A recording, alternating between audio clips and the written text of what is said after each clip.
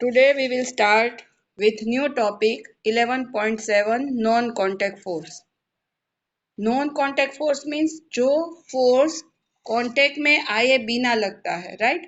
जैसे muscular force था, friction था, तो वो दो कोई भी जो ऑब्जेक्ट है वो किसी के साथ कांटेक्ट में आएगा तब वहां पे वो फोर्स अप्लाई होता है। But non contact force means जो एक दूसरे के कांटेक्ट में आए बिना वहां पे अप्लाई होता है उसे कहते हैं नॉन कांटेक्ट फोर्स। उसका फर्स्ट एग्जांपल है मैग्नेटिक फोर्स, राइट। तो मैग्नेटिक फोर्स मीन्स हम वो दो कोई भी ऑब्जेक्ट है वो एक दूसरे से कांटेक्ट में नहीं आएंगे, बट मैग्नेट की वजह से वहां अट्रैक्शन होगा और वहां पे वो फोर्स अप्लाई होगा। यहाँ पे एक्टिविटी है 11.6। Take a pair of bar magnets, place the longer side of one of the magnet over 3 rounded shape pencil और wooden roll as shown in figure. यहाँ पे आपको देखो फिगर में दिखाया है उस तरह से 3 पेंसिल के ऊपर वो आपको मैग्नेट उसके पास ले जाना है। Now bring one end of the other magnet near the end of the magnet place on the roller. अपने जो पेंसिल है उसके ऊपर जो मैग्नेट रखा है उसके पास देखो यहाँ पे दूसरा मैग्नेट आप लेके जा रहे हो, राइट। ये जो पेंसिल है तीनों उसके ऊपर ये मैग्नेट रखा है और दूसरा मैग्नेट अपने हैंड्स की हेल्प से या आप उसके नजदीक लेके जाओ। Make sure that the two magnets do not touch each other, right. वो एक दूसरे के नजदीक लाने हैं पर एक दूसरे से टच नहीं करने हैं।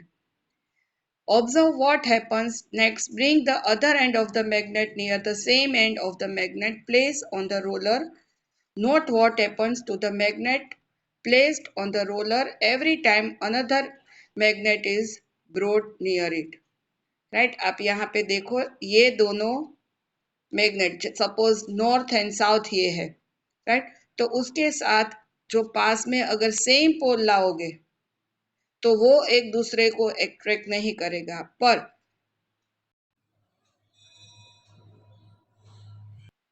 तो जब सेम पोल एक दूसरे के पास आएंगे तो वहां पे अट्रैक्शन नहीं होगा। पर one south pole and one north pole जब उस तरह से एक दूसरे के नजदीक ले जाएंगे तो वहां पे अट्रैक्शन होगा और ये जो मैग्नेट है वो नजदीक आएगा। इसकी वजह से वो पेंसिल भी रोल होगी। क्लियर। तो यहाँ पे आप देख सकते हो कि बिना एक दूसरे के कांटेक्ट में आए बिना अगर वो रिपल्सन होगा तो दूर जाएगी तो भी वो पेंसिल मूव करेगी और अट्रैक्शन होगा तो पास आएगा तब भी वो मूव करेगी। तो ये फोर्स है वो बिना कांटेक्ट के एक दूसरे पे अप्लाई होता है, इसलिए ये है non contact force.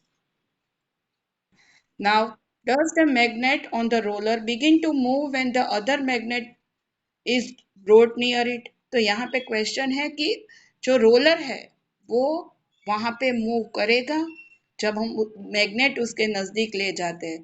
Does it always move in the direction of the approaching magnet?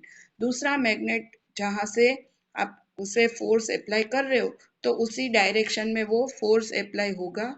What do this observation suggest? और यहाँ से आपने जो ऑब्जर्व किया उसमें से आपको क्या पता चला? Does it means that some force must be acting between the two magnets? तो ये हमने अभी आगे डिस्कस किया कि यहाँ पे जब वो रोलर मूव करता है मीन्स वहां पे फोर्स अप्लाई होता है। You must learn in class 6 that like poles of two magnets repel each other and unlike poles attract each other. यहाँ पे आप अंडरलाइन करना, two poles like poles of two magnets repel each other and unlike poles attract each other, right। Same pole होंगे तो वो ripple means एक दूसरे से दूर जाएंगे और unlike pole means one south and one north pole होगा तो वो एक दूसरे को अट्रैक्ट करेगा। यहाँ से बेटा लाइक पोल से लेके ईच अदर तक। Attraction or repulsions between objects can also be seen as another form of pull or push, right? Attraction means पास में आएगा और repulsion means दूर जाता है तो वो भी एक pull और push, right? हम पुश करते हैं मीन्स दूर जाता है, पुल मीन्स आगे लाते हैं, तो वो ही इसी का एक दूसरा एग्जाम्पल हुआ। Do you have to bring the magnets in contact for observing the force between them? तो आप मैग्नेट टू जो भी फोर्स अप्लाई करते हो, तो आपने ये नोटिस किया होगा कि उसके लिए वो एक दूसरे के कांटेक्ट में आते हैं? नो, हमें उसे कांटेक्ट में लाना नहीं होता है, उसे सिर्फ उसके नजदीक नियरर ले जाना है। A magnet can exert a force on another magnet without being a contact with it, right? Magnet है वो दूसरे जो ऑब्जेक्ट है, दूसरा मैग्नेट है, उसके पास ले जाना पड़ता है, उसके कांटेक्ट में नहीं लाना पड़ता है। तो यहाँ पे भी वापस अंडरलाइन करना, the force exerted by a magnet is an example of a non contact force. Means जो मैग्नेट है उससे जो फोर्स अप्लाई होता है वो है non contact force. Similarly, the force exerted by a magnet on a piece of iron is also a non-contact force, right? Iron भी magnet through attract होता है, इसलिए ये भी नॉन कॉन्टेक्ट फोर्स का ही एग्जाम्पल है। दूसरा है electrostatic force, right? Non contact force में फर्स्ट आया ने जो अभी डिस्कस किया मैग्नेटिक फोर्स, दूसरा है इलेक्ट्रोस्टैटिक फोर्स। तो इसके लिए भी यहाँ पे एक एक्टिविटी है, take a plastic straw and cut it into nearly 2 equal piece, right? उसे इस तरह से 2 equal पीस में कट करो। Suspend one of the piece from the edges of a table with the help of piece of thread. Thread की help से इसे इस तरह से सस्पेंड मीन्स लटकाओ। Now hold the other piece of straw in your hand and rub its free end with a sheet of paper. Bring the rubbed end of the straw near the suspended straw. जो दूसरा piece है उसे अब रब करो और उसके बाद अपने हैंड्स के थ्रू इसके आप नजदीक ले जाओ। Make sure that the two piece do not touch each other.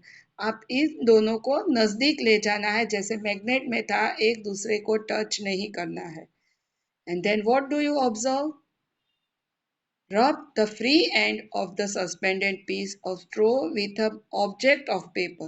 Right? आप इसे पेपर के थ्रू rub करो. Again bring the piece of straw that was rubbed earlier with paper near the free end of the suspended straw. Then what do you observe now? और जब आपने इसका one and जब स्ट्रो का रब किया पेपर के साथ, उसके बाद उसे वापस इसके नजदीक लेके जाओ, तो आप क्या ऑब्जर्व करते हो? A straw is said to have acquired electrostatic charge after it has been rubbed with a sheet of paper, right? जब आप जो स्ट्रो का जो एंड जब पेपर शीट पे आप रब करते हो तो वहां पे इलेक्ट्रोस्टैटिक चार्ज प्रोड्यूस होता है। Such a straw is an example of charge body. तो इस टाइप का जो हमने रब करके वहां चार्ज प्रोड्यूस किया उसे कहते हैं चार्ज बॉडी, राइट? ये जो बॉडी मीन्स जो ऑब्जेक्ट है वो चार्ज हो गया, इसलिए इसे कहते हैं charge body. The force exerted by a charged body on another charged or uncharged body is known an electrostatic force। तो ये इलेक्ट्रोस्टैटिक फोर्स की डिफाइन हो, क्वेश्चन भी होगा, राइट? और ये डिफरेंस में भी आ सकता है कि जब एक चार्ज बॉडी है वो दूसरा, अगर ये चार्ज हो या अनचार्ज हो, उसके ऊपर जब फोर्स अप्लाई होता है उसे कहते हैं electrostatic force. Now, this force comes into play even when the bodies are not in contact, right? ये बॉडीज मीन्स ये जो ऑब्जेक्ट है वो एक दूसरे के कांटेक्ट में नहीं आएंगे, हमें उसके नियरर पास ही ले जाना है। So the electrostatic force therefore is another example of a non contact force, right? तो ये इलेक्ट्रोस्टैटिक फोर्स है वो नॉन कांटेक्ट फोर्स का एग्जांपल होगा। You will learn more about electric charges in chapter 15, right? पूरा 15 चैप्टर इसी पे depend है, वो हम आगे पढ़ेंगे। Next one is gravitational force. Gravitational force, right? इससे आप ये वर्ड्स तो आपने कितने सालों से पढ़ा ही है, राइट। जो हमारी जो अर्थ है उस पे अप्लाई हो रहा है, राइट। इसीलिए कोई भी चीज है जब आप फेंकते हो तो वो कहाँ पे गिरती है, नीचे की तरफ ही जाती है, राइट। कोई चीज आपने फेंकी हो और वो ऊपर चली जाए, ऐसा कभी हुआ है? तो ये जो फोर्स है वो है gravitational force. You know that a coin or a pen falls to the ground when it slips off your hand. Leaves and fruit also fall to the ground when they get detached from the plant. Have you ever wondered why it is so? Right, आपके हाथ से कभी pen coin को गिर जाए तो वो कहाँ पे होता है, गिरता है ग्राउंड पे ही, राइट। जो पेड़ के पत्ते हैं, फ्रूट्स है, वो किस पे गिरते हैं, और जमीन पे ही, राइट, ग्राउंड पे ही गिरते हैं। When the coin is held in your hand, it is at rest. As soon as it is released, it begins to move downwards. It is clear that the state of motion of coin undergoes a change. Can this happen without a force acting on it? Right, आपने जब coin को अपने हाथों में पकड़ा है तो वो कौन सी पोजीशन में है, रेस्ट पोजीशन में, राइट। जैसे ही आप उसे, आपके हाथ से वो छूटेगा तो वो नीचे की तरफ, डाउनवर्ड साइड, वो मूव करेगा। और जब वो मूव करता है मीन्स उसके स्टेट ऑफ मोशन में चेंज हुआ। जो रेस्ट पोजीशन में था उसके बदले वो मोशन में, राइट, मीन्स उसके स्टेट ऑफ मोशन में चेंज हुआ। और ये चेंज है वो बिना फोर्स के कभी होगा, राइट। तो ये हमने जो आगे पढ़ा था, right, state of motion means उसमें जब फोर्स अप्लाई होगा तब उसकी डायरेक्शन एंड स्पीड में चेंजेस होता है, right. Which is this force, तो वहां पे कौन सा फोर्स अप्लाई हुआ होगा? ऑब्जेक्ट्स और things falls towards the earth because it pulls them. This force is called the force of gravity. कोई भी चीज है जब वो आपके हाथ से गिरेगी, कहीं से भी वो गिरती है या छूटती है तो वो किस तरफ जाती है, ग्राउंड की तरफ, राइट।